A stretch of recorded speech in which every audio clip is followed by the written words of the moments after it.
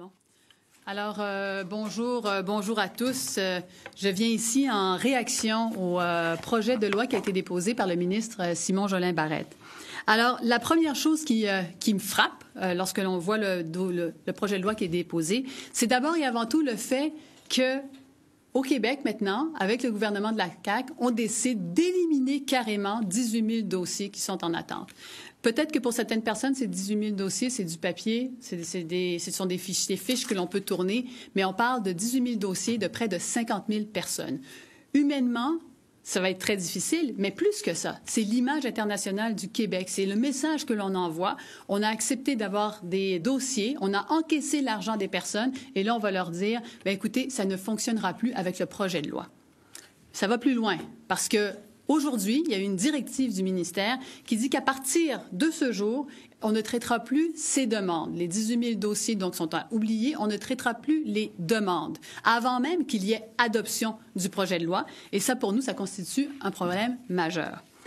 Les réactions que j'ai sont des réactions évidemment initiales, mais lorsqu'on regarde le projet de loi, il y a deux articles importants qui méritent une attention particulière.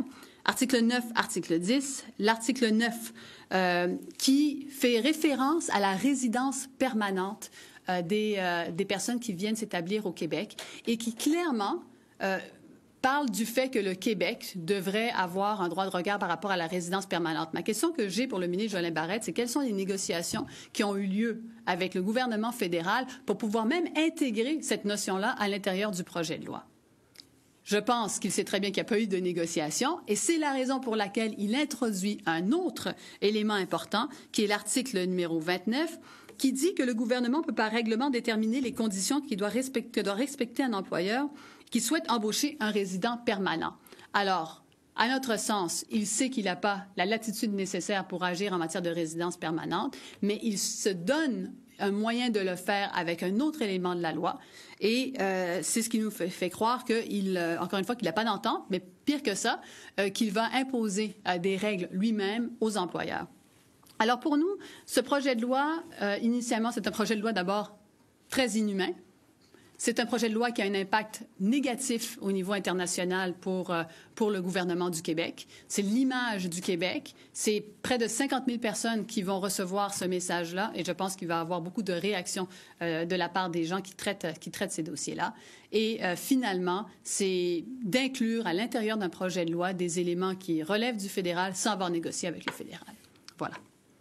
Madame Anglade, sur cet aspect-là, j'ai pas pu capter tout ce qui a été dit par M. Jolin Barrette en en point de presse, là, mais il semble indiquer que la disposition qui lui permettait d'avoir ce pouvoir-là ou ce droit de regard-là sur la résidence permanente a été abandonnée par le Parti libéral à l'occasion de l'adoption du projet de loi 77 en 2016. Et donc, il cherche à réintroduire une disposition et c'est qu'il va y avoir un travail qui devrait être fait aussi du côté d'Ottawa pour réintroduire ça. Oui. Est-ce que c'est effectivement le cas? Est-ce que c'est sous votre gouvernement? Cette disposition à laquelle il fait référence, cette disposition, c'était quelque chose qui était rendu obsolète parce que c'était dans des cas très spécifiques que c'était utilisé, notamment si les gens disaient « je vais venir m'établir au Québec pour faire un projet d'entrepreneuriat » et que le projet d'entrepreneuriat n'avait pas lieu. Mais de toute façon, c'était conditionnel avec l'entente au fédéral et elle était utilisée de manière très sporadique, donc jamais de manière systématique.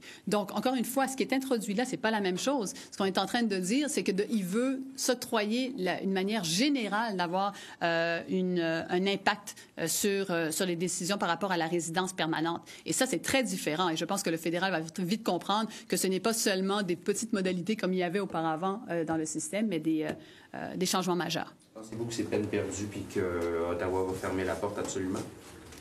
Écoutez, ce qui m'apparaît évident, c'est que l'on veut introduire des critères de résidence permanente qui vont varier de province en province et qu'on va retarder l'atteinte de la résidence permanente au Québec. Dans un contexte où, partout dans le monde, les gens veulent attirer les meilleurs talents. Dans un contexte où on veut avoir davantage d'intégration puis de rétention des immigrants, on veut faire en sorte que les différentes régions du Québec prospèrent, on veut avoir les meilleurs talents.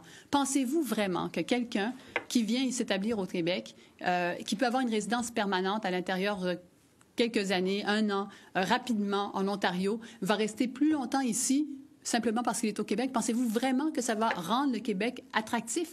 Je pense qu'on est en train de nuire aujourd'hui à l'attractivité du Québec et je pense que c'est un projet de loi qui nuit considérablement à l'image du Québec et donc à son attractivité et donc un impact négatif d'un point de vue économique. Sur la question des 18 000 dossiers, on comprend que c'est des dossiers qui étaient bloqués, ça traînait en longueur, ça n'avançait plus et là on repart à zéro et plutôt que ce soit premier arrivé, premier servi, ce sera sur la base des compétences que les immigrants potentiels ont à offrir et les besoins en main-d'œuvre et les besoins sectoriels.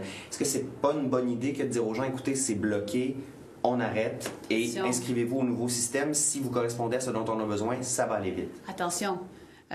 Premièrement, je vais faire le commentaire suivant.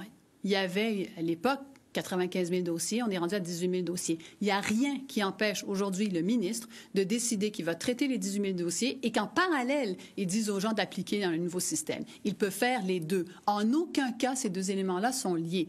Donc, quand il dit « j'élimine les 18 000 dossiers que j'ai en inventaire », encore une fois, c'est simplement parce qu'il souhaite les éliminer purement par idéologie pour pouvoir atteindre son objectif de 40 000 immigrants au bout du compte. C'est uniquement ce volet-là qu'il veut toucher. Croyez-vous qu'il met la charrue devant les bœufs en ce qui concerne la disposition avec Ottawa dont il est question? Ah, c'est à lui de nous dire. S'il a négocié, qu'il y a une entente, qu'il nous le dise. Parce que moi, je ne suis pas au courant qu'il y a une entente avec Ottawa et c'est à lui de répondre à cette question. Chose certaine, c'est vraiment un projet de loi nuisible à l'image internationale du Québec. C'est un projet de loi qui ne reflète pas les valeurs québécoises humaines. Je pense que vous parlez aux Québécois puis vous dites il y a des gens qui ont décidé d'appliquer, il y a des gens qui sont avec des familles, ils ont donné de l'argent, ils ont payé, on leur a dit on va vous donner une réponse, que la réponse soit oui, que la réponse soit non, ils s'entendent à une réponse. Là, on dit on bloque tout, on ne regarde même pas la qualité des dossiers, on n'ouvre même pas le dossier pour regarder si la personne a peut-être des compétences. On dit nous, ça ne nous intéresse plus. Ce message-là de la part du gouvernement du Québec est un message extrêmement négatif et très franchement surprenant. On nous dit qu'aujourd'hui, on a jeté les bases, finalement, du futur cadre entourant l'immigration au Québec, mais il n'est pas question de test encore. On nous dit que ça viendra, mais aujourd'hui, on n'en entend pas parler. Tests de valeur, tests de français, etc. Dans quelle mesure vous pensez que c'est une erreur de ne pas déjà annoncer les couleurs concernant ces futurs tests? Je pense que c'est une tactique plus qu'une erreur. C'est une tactique, mais dans les dossiers, lorsque vous lisez les articles, notamment l'article 10, le point numéro 29 qui est énoncé, clairement, ça ouvre la voie à maintenant des tests de valeur, des tests de français, etc. Donc, ça ouvre clairement la voie à ça. Mais ce qui est encore plus préjudiciable, et je reviens là-dessus, c'est la notion de résidence permanente. C'est comme si on se l'approprie puis on va décider de la manière de le faire sans aucune négociation avec Ottawa, sans aucune entente avec Ottawa. Ça, évidemment, oui, de ce point de vue-là, c'est prématuré.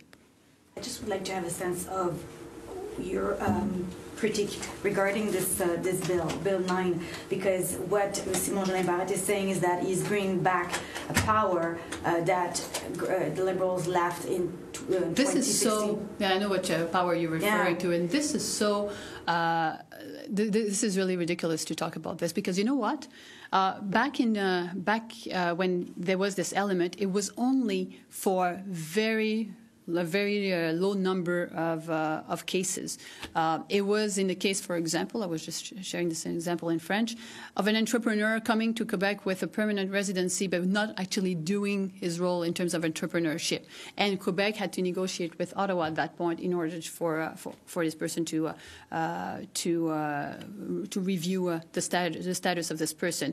But over the years, it was never applied. It was never really enforced. It was obsolete, and that's the reason why they decided to go back then. They decided to remove it. What they're introducing today is something that's completely different. It's the ability to really have a significant impact on permanent residents and trying to make the connection between the two. But we're talking about two separate issues. What's the risk of having this approach for the image of Quebec? Significant negative approach. When you look at if you look at the 18,000 files, you can only imagine. It's not only a piece of paper and just looking at it, and we're talking about the lives of people. We're talking about probably 50,000 people that believe that by paying, by applying, by filling out the papers, by spending hours and hours to get prepared and send the information to Quebec, that the government of Quebec was going to respect its word and say, we're going to treat, and perhaps the answer is going to be no, but perhaps it's going to be yes. Now we're saying, we don't even care. We don't even care. We're not even going to open the files. What we're going to do is just say, sorry, too bad, too late. We're doing something different now. The impact, very negative on the image of Quebec. And last question regarding the fact that there is a will to get immigrants out of Montreal, ask them to live in regions, foster this strategy of having immigrants in regions, learning French, learning about values. Well, don't you think it's a good thing? Yeah. So the elements around. So we're all in favor of having more immigrants going into the regions of Quebec. We're all in favor of supporting the coaching and the classes around French in order to make sure that we sponsor. We support the integration of immigrants. Absolutely in favor of that. But doing this is feasible without doing the other elements. And I think what they're trying to do is by eliminating the 18,000 files, by introducing the concept of permanent residence that they could actually have an impact on. I think this is the main elements of this. And they can go far. They can go as far, according to this, they can go as far as they want. So that's what that's really the concern that we have right now.